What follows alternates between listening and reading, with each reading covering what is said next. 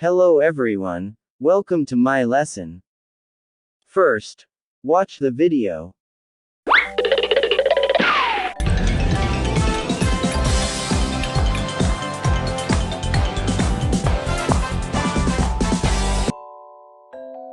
Vietnam, Vietnam, Vietnam.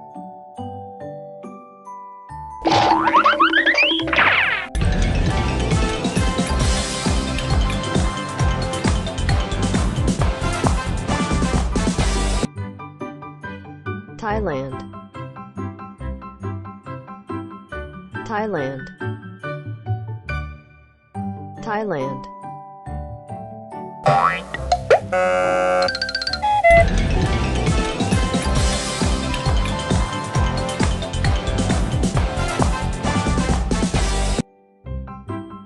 Singapore, Singapore, Singapore.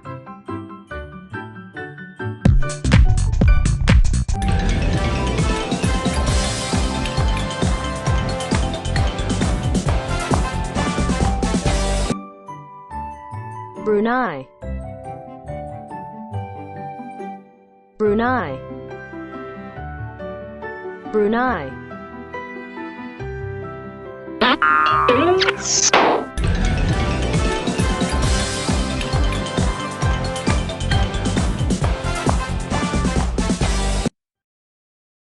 Cambodia, Cambodia, Cambodia.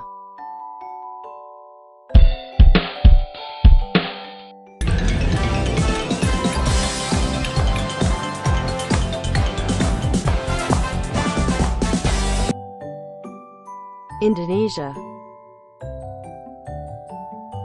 Indonesia, Indonesia.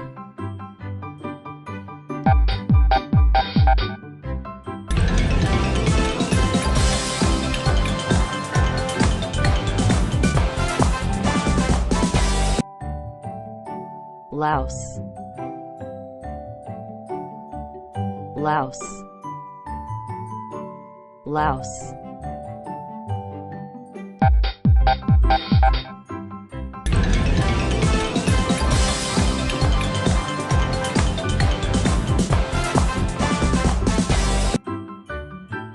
Malaysia,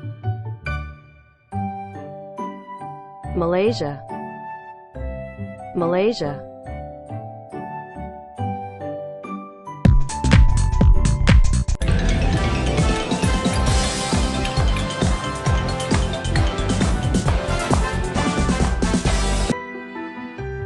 Myanmar, Myanmar, Myanmar.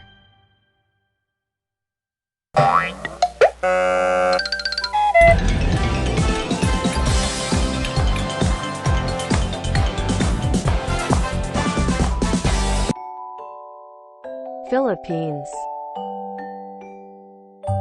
Philippines,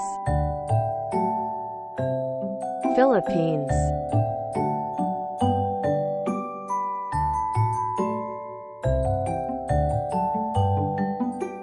Vietnam,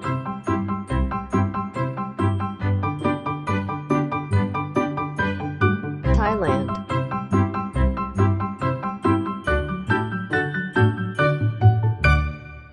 Singapore,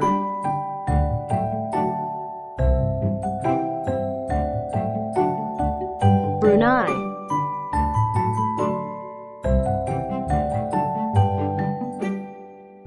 Cambodia,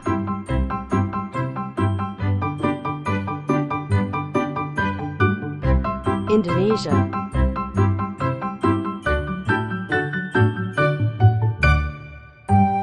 Laos,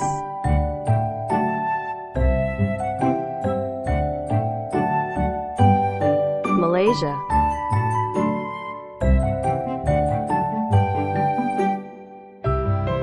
Myanmar,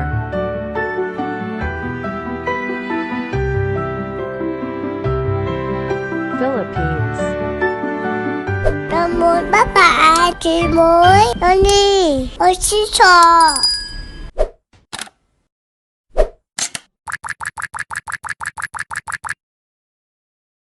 Now, please match each country with its flag.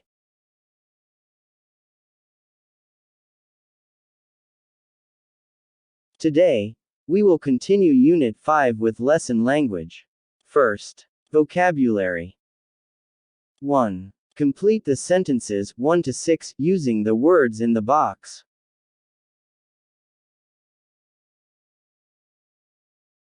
2. Use the words in 1 to complete the sentences.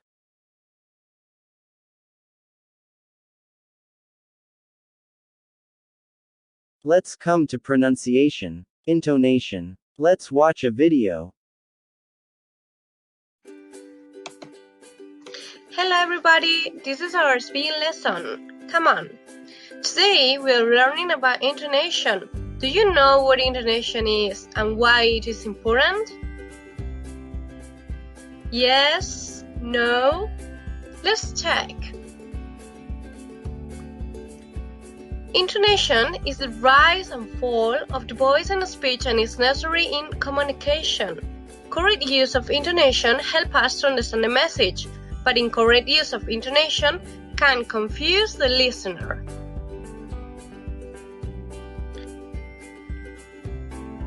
That's the reason why intonation is so important. Continue to learn how intonation is used correctly. Intonation should fall at the end of affirmative sentences. That's my house. I like apples. It's cloudy today. Intonation should rise at the end of questions or sentences expressing doubt. You're moving? You didn't sleep last night? Are you coming? Questions that can be answered by yes or no typically have rising intonation.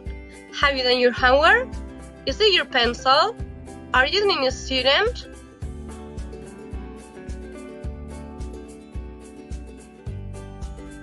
While questions that start with who, what, where, when, why typically have a falling intonation. Where do you go? Where are you eating? Who's the girl in black?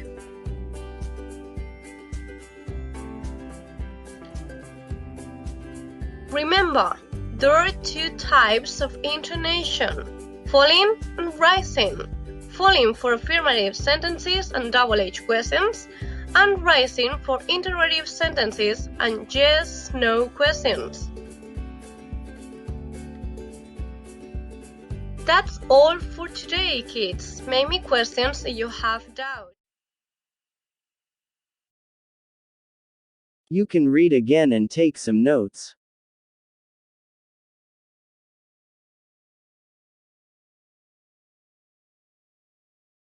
Activity 1.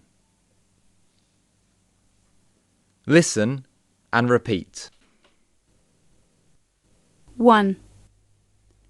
Noi is a boy from Laos. 2.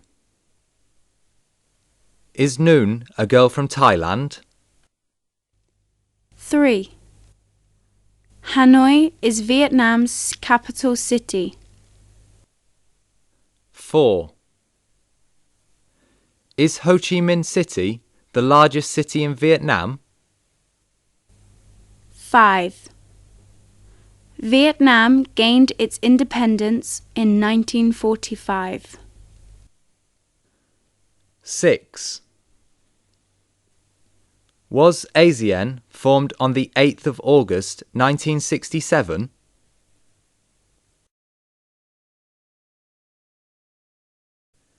Activity 2. Listen and repeat with the correct intonation. Then, practice saying the sentences with a partner. 1. Mai applied for the Singapore scholarship. 2. Is Tom looking for information about ASEAN? 3. Jane was invited to stay with a local family in Laos. 4. Does Kevin want to take a trip to Bali, Indonesia? 5. Kwang took many pictures of beautiful coral reefs in the Philippines. 6. Brunei joined ASEAN as its 6th member in 1984. Let's move to grammar. We will talk about gerund. Watch the video, please. ESL Library. Gerunds and infinitives. What are gerunds and infinitives? Gerunds and infinitives are words with a verb meaning. They function as nouns in a sentence. Gerunds are formed by adding ing to the base form of the verb. For example, reading, singing, and walking are gerunds. Infinitive verbs are formed with the word to and the base form of the verb. For example, to eat, to sleep, and to study are infinitive verbs.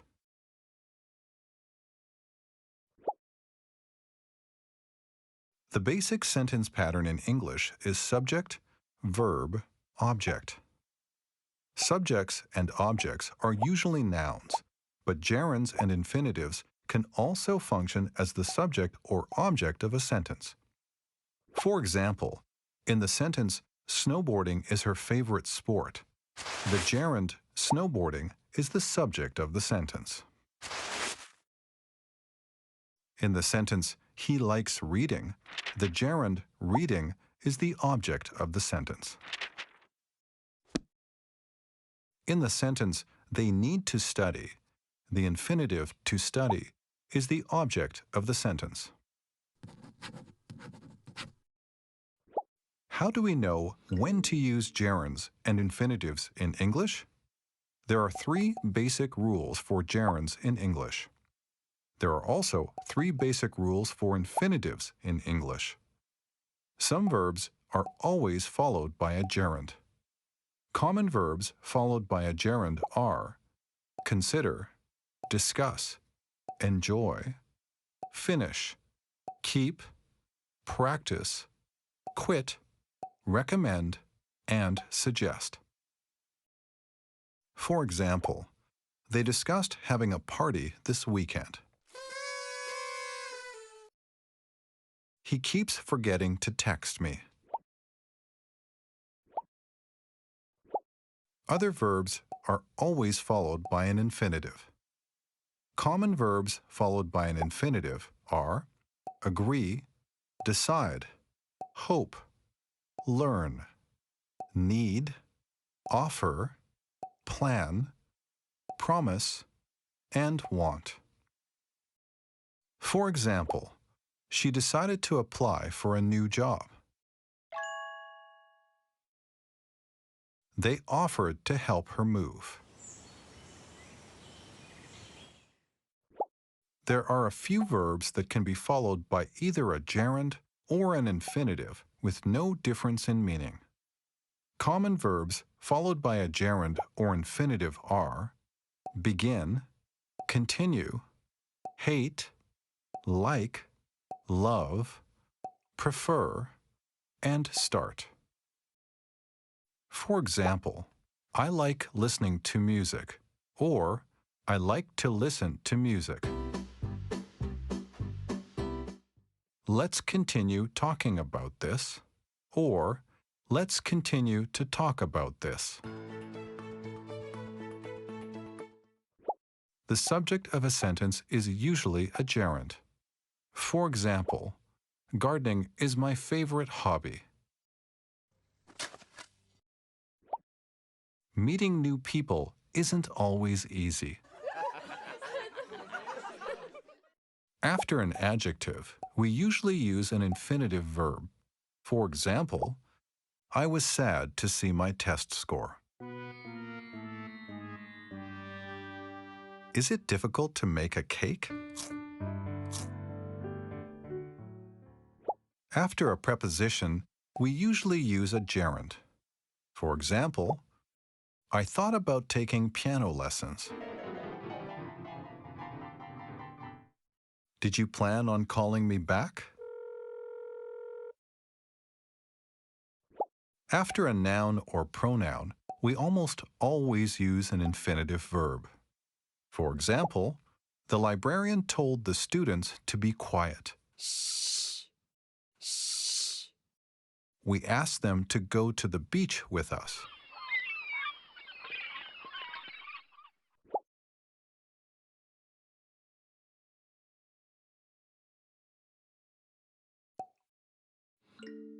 Look at the sentence and the verb provided. Say or write the sentence using a gerund or an infinitive verb. For example,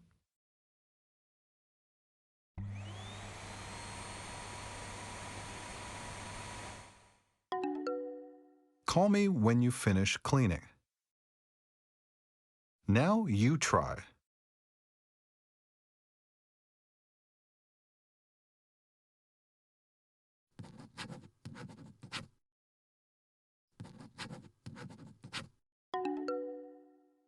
The teacher told the students to study every night.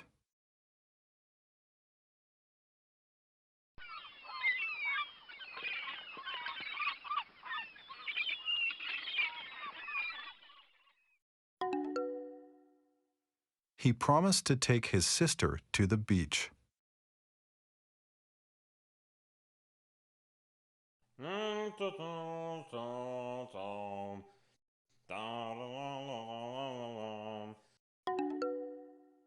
Singing always cheers me up.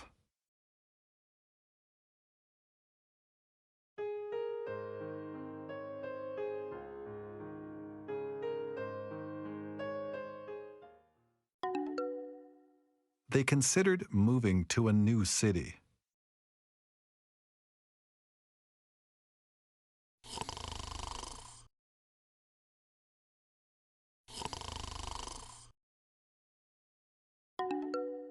It is important to get enough sleep every night.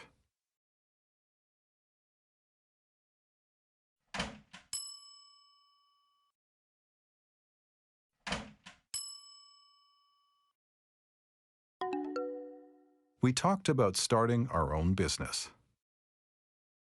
Thanks for watching.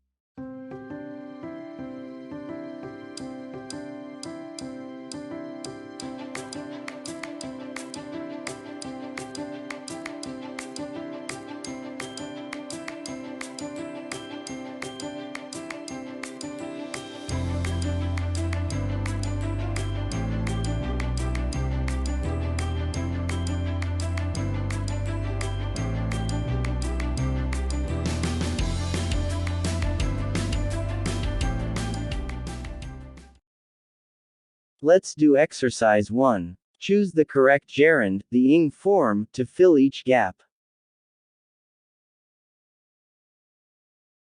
2. Complete the sentences with the correct form of the verbs in brackets. And now, let's talk about state verbs. Watch the video. Stative verbs. Stative verbs are verbs which show a state. They do not show action. Stative verbs are grouped into four. These are verbs that show emotions, verbs that show possession, verbs that show senses, and verbs that show thoughts. Example, for emotion we have love, hate, like, need, and adore. Possession, have, own, belong. For senses we have see, smell, hear, feel, and taste. For thoughts we have understand, believe, forget, remember, and realize. There is one very important rule in using stative verbs. Never use them in progressive forms or the ing forms. Example, I'm hating the way he looks at me. Hate is a stative verb because it shows emotion, so it is not correct to use it in a progressive form. It should be, I hate the way he looks at me. Here are some examples of the incorrect and correct usages of stative verbs. This car is belonging to me. It should be, this car belongs to me. I was smelling something bad. The correct one should be, I smelled something bad. They were believing in ghosts. It should be, they believed in ghosts. And the last one, I'm loving this song. The correct one should be, I love this song. Remember, you may hear some people use progressive form of stative verbs when they talk. It is somehow acceptable in conversations, but remember, not in grammar. Let's go now to our exercise. Stative verbs are used incorrectly in the following sentences. Try to correct them. The first one, my parents are adoring this little girl. The correct one should be, my parents adore this little girl. Next, that young man is owning a 10-story building. The correct one should be, that young man owns a 10-story building. They were forgetting their father's birthday. The correct one should be, they forgot their father's birthday. And the last one, it was feeling good. It should be, it felt good. Did you get it right? Read and take notes.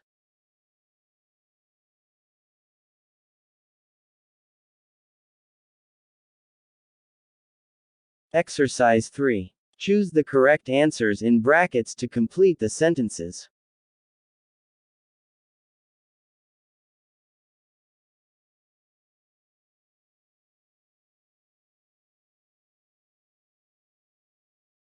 Four. Use the simple or continuous form of the verbs in brackets to complete the sentences.